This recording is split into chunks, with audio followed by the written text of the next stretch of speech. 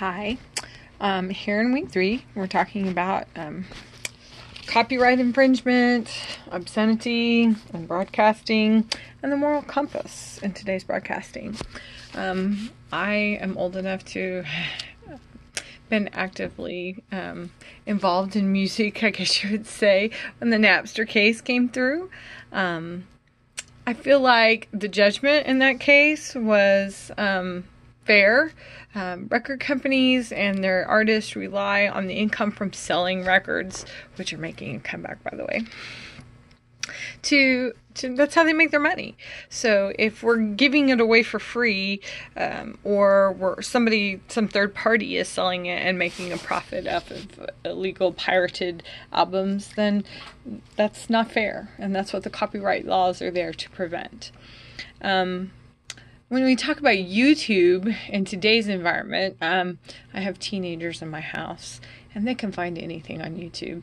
The latest album by the artist that they like can be played on YouTube for the most part in its entirety. This alarms me because, once again, you have copyright infringement. You're not paying for that work. They have invested their time and their talent and are trying to make a living selling that album.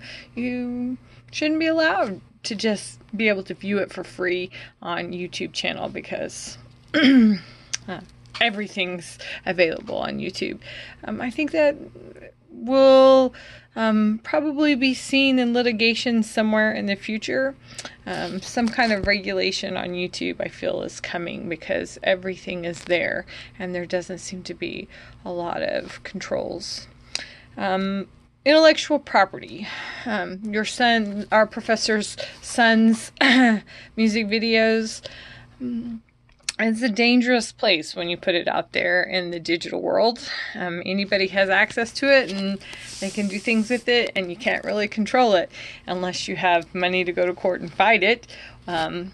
I'm a big fan of the poor man's copyright, which I learned about a long time ago. If you have some kind of intellectual property or art or some idea, if you mail it to yourself and don't open it, that postmark by the U.S. government can stand in a court of law as your copyright date if someone in the future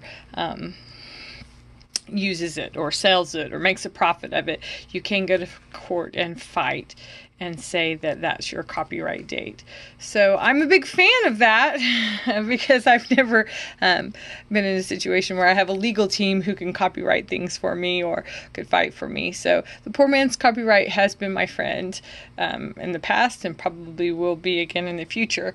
And so I think if you're going to post a song that's your original work on YouTube, then perhaps you should first write it down, maybe even record it and send that to yourself in the mail, and don't open it because that will be your copyright date. And then if somebody uses it in the future, you have a leg on which to stand in court. The intellectual property in the case of a university or a corporation that you work for, when you sign a contract of employment, that's often included in the fine print. That's why sometimes the more fine print there is, it really is worth your money to get legal advice before you sign it, to know that if you're going to be doing research on something that you might find the next cure for cancer, you're not going to profit from it because you're signing this contract, and whoever you work for is going to profit from it because it will be their property. Sometimes that's a fine line because you need their job to do your research. You need their funding to provide you with the environment to do it and the supplies that you need to do it and the staff that you need to do it. But then on the backside, you are not going to be the one who really profits because they are going to own some, if not all, of your work product. So it's fair because they support you in this research, but it's also a hard pill to swallow sometimes that your work is not really your own when you're working for someone else. When it comes to obscenity and broadcasting, I have someone in my life who introduced me to the George Carlin monologue a long time ago, thought it was the greatest thing ever. So I was aware of it before this question came up, but I went and studied it a lot more in depth. I feel like the standards of decency when this case came through probably allowed this case to pass. And in today's environment, just like Ruth Bader Ginsburg, Justice Ginsburg, said in a later case that she didn't feel that the FCC versus Pacifica case was the just decision, that it was fair, that it censored free speech. I think the same case in today's environment probably would not pass. The FCC, I think, probably would be in trouble for censoring their free speech, just because it's a different environment. Even on the big three networks now, not cable television, just NBC, CBS, ABC, in prime time, you'll hear words that are not as profane as maybe the F-bomb, but they're still profanity that 20 years ago you would not have heard at all on primetime television. And now they just slip through and nobody says a word.